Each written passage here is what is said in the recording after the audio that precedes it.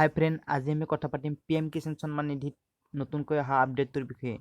আপোনালোকে আগতে নিশ্চয় দেখিছিলে যে PM কিষাণ সন্মান নিধি ৱেবছাইটটোত আহিলে আপোনালোকে ইপিনেদি ফাৰ্মাৰ কৰ্ণাৰ বুলি এটা অপশ্যন দেখিছিল। সেই অপশ্যনটোত আপোনালোকে বেনিফিচিয়াৰী লিষ্ট চাব পাৰিছিল, আপোনালোকৰ ষ্টেটাছ চেক কৰিব পাৰিছিল আৰু লগতে নতুনকৈ ইয়াত এপ্লাই কৰিব পাৰিছিল।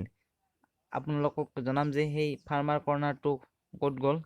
আপোনালোকে এই ৱেবছাইটটোত আহিলে দেখা পাব যে অলপ স্ক্ৰল ডাউন কৰিলে আপোনালোকে অলপমান তলত আহি আপোনালোকে দেখা পাব ইয়াত এইপিনেদি ফাৰ্মাৰ কৰ্ণাৰ বুলি এইটো অপশ্যন আছে।